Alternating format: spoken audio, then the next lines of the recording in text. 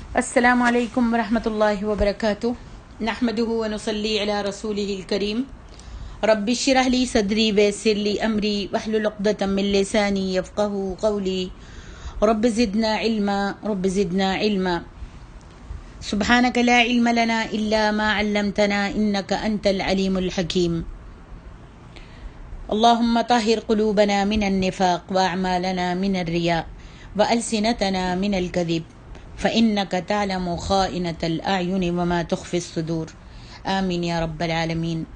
تفسیر سورۃ انعام آیت نمبر 27 سے 31 تک۔ اعوذ باللہ من الشیطان الرجیم ولو ترى إذ وقفوا على النار فقالوا يا ليتنا نرد ولا نكذب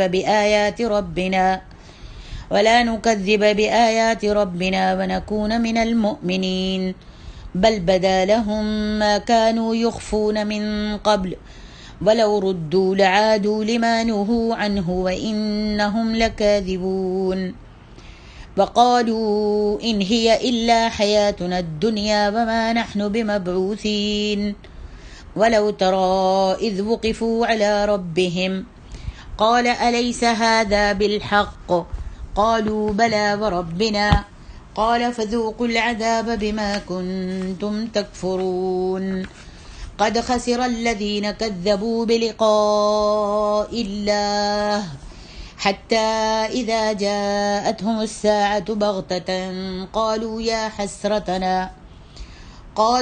حسرتنا على ما فرطنا فيها وهم يحملون أوزارهم على ظهورهم ألا ساء ما يزرون۔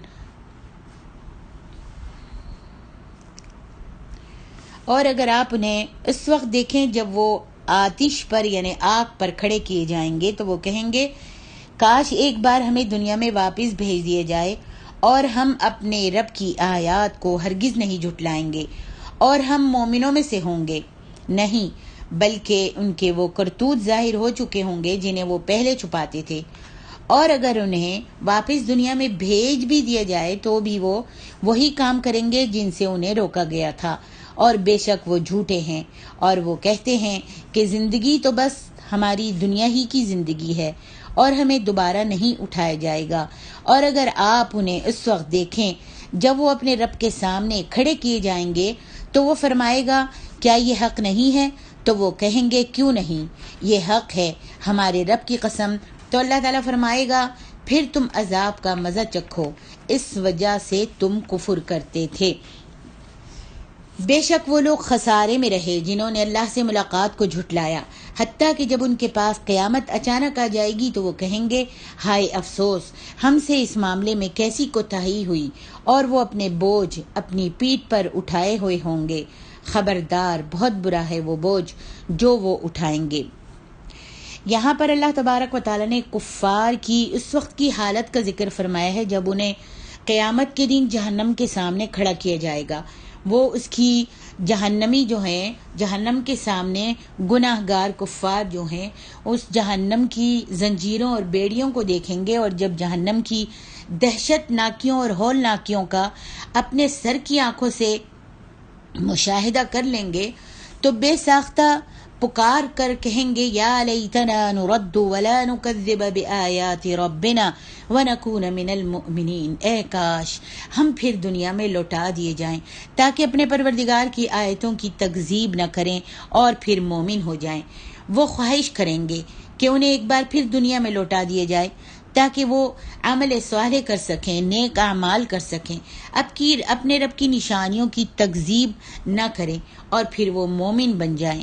اللہ تعالیٰ فرمائے گا بل بدا لہم ما کانوا یخفون من قبل، نہیں بلکہ یہ جو کچھ پہلے چھپایا کرتے تھے آج ان پر ظاہر ہو گیا ہے، یعنی اپنے نفسوں میں یہ جس کفر، تکذیب اور عناد کو چھپایا کرتے تھے اور دنیا یا آخرت میں جس کا یہ انکار کیا کرتے تھے، آج وہ سب کچھ ان کے سامنے ظاہر ہو گیا ہے۔ یہ قیامت کے دن کو بھی جھٹلاتے تھے، آج ان کے سامنے قیامت کا دن بھی ظاہر ہو گیا ہے۔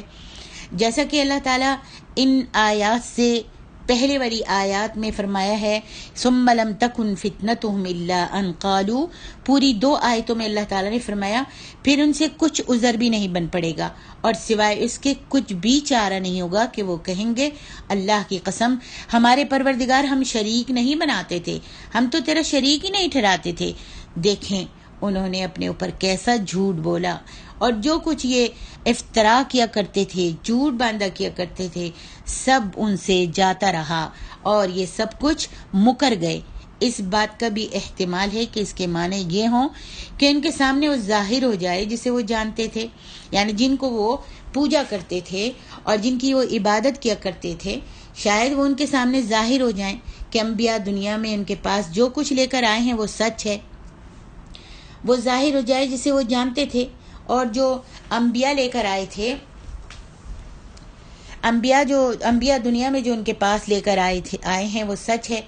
گویا یہ اپنے پیروکاروں کو، اپنے پیروں کو، اپنے بزرگوں کو ان کے سامنے اس کے خلاف اظہار کرتے تھے۔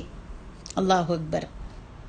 جیسا کہ اللہ تبارک و تعالیٰ نے ذکر فرمایا کہ موسیٰ علیہ السلام نے فرعون سے کہا تھا لَقَدْ عَلِمْتَ مَا أَنزَلَ هَؤُلَاءِ إِلَّا رَبُّ السَّمَاوَاتِ وَالْأَرْضِ بَصَائِرَ، تو یقیناً یہ جانتا ہے کہ آسمانوں اور زمین کے پروردگار کے سوا ان چیزوں کو کسی نے نازل نہیں کیا۔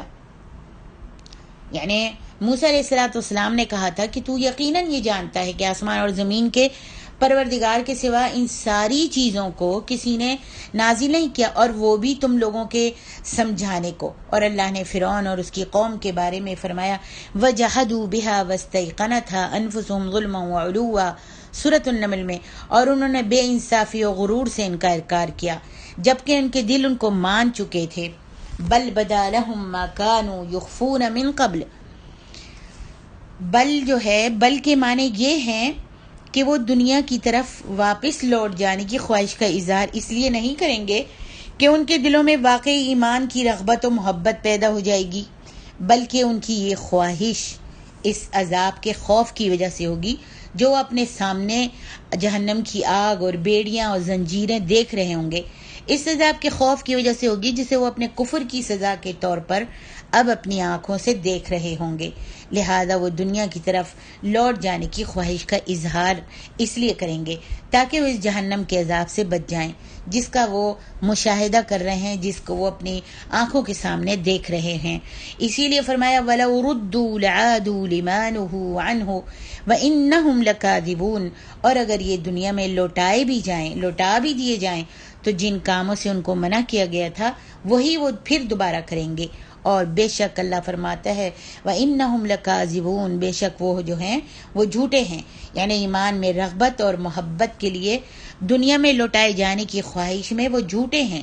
پھر ان کے بارے میں خبر دیتے ہوئے اللہ تعالیٰ فرماتے ہیں وَلَوْ رُدُّوا، اور اگر انہیں واپس بھیج بھی دیا جائے، یعنی دنیا کے گھر کی طرف ان کو واپس بھیج بھی دیا جائے تو لَعَادُوا لِمَا نُهُوا عَنْهُ، تو بھی وہ وہی کام کریں گے جن سے انہیں روکا گیا تھا، یعنی کفر اور اللہ اور اس کے رسول کی مخالفت کے کام۔ وَإِنَّهُمْ لَكَاذِبُونَ، کس لیے کہ وہ جھوٹے ہیں، اپنی اس بات میں وہ جھوٹے ہیں کہ یا لیتنا نرد ولا نکذب بآیات ربنا ونکون من المؤمنین، اپنی اس بات میں جھوٹے ہیں کہ اللہ ہم پھر دنیا میں لوٹا دیے جائیں، کاش ہم کو پھر دنیا میں لوٹا دیے جائے تاکہ ہم اپنے پروردگار کی آیتوں کی تکذیب نہ کریں اور مومن بن جائیں اور نیک اعمال کرنے لگیں۔ فرمائے یہ جو کہہ رہے ہیں کہ دنیا میں لوٹا دیے جائے، ہم یہ کریں گے، تو وہ اس بات میں جھوٹے ہیں۔ فرمایا کہ ان ہی الا حیاتنا الدنیا وما نحن بمبعوثین، ہماری جو دنیا کی زندگی ہے بس یہی زندگی ہے۔ وہ یہ سمجھتے تھے کہ ہماری جو دنیا کی زندگی ہے وہی زندگی ہے، ہم پھر اٹھائے نہیں جائیں گے، قیامت کا دن نہیں آئے گا، جزا اور سزا کا دن جو ہے وہ نہیں آئے گا، بس یہی دنیا کی زندگی ہے، اس کے بعد آخرت کی کوئی زندگی نہیں۔ اللہ تعالیٰ نے فرمایا وَلَوْ تَرَىٰ إِذْ وُقِفُوا عَلَىٰ رَبِّهِمْ قَالَ أَلَيْسَ هَٰذَا بِالْحَقِّ، اور اگر آپ انہیں اس وقت دیکھیں جب یہ اپنے پروردگار کے سامنے کھڑے کیے جائیں گے، یعنی قیامت والے دن، تو وہ فرمائے گا کیا یہ برحق نہیں ہے، یعنی کیا نہیں ہے یہ دوبارہ زندہ ہونا، تم مانتے ہی نہیں تھے کہ دوبارہ زندہ کیا جائے گا اور قیامت کا دن آئے گا، تو کیا اب یہ نہیں ہے برحق، یہ برحق نہیں ہے دوبارہ زندہ ہونا؟ اور برحق ہونا جیسا کہ تم گمان کرتے تھے اور باطل تمہارا گمان تھا. قالوا بلا وربنا قال فذوقوا العذاب بما كنتم تکفرون.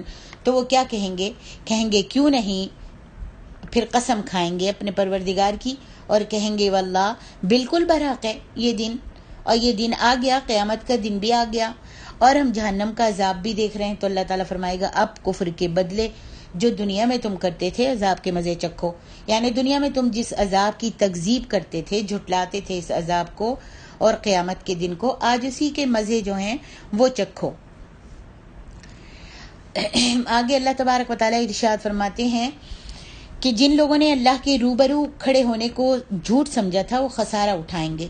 جب ان کے پاس اچانک قیامت آ جائے گی تو وہ گھاٹے میں ہوں گے، خسارے میں ہوں گے اور اپنے کیے ہوئے برے اعمال پر ندامت کا اظہار کریں گے. اسی لیے اللہ تعالیٰ نے فرمایا حتی اذا جاءتهم الساعة بغتة قالوا یا حسرتنا علی ما فرطنا فیہا.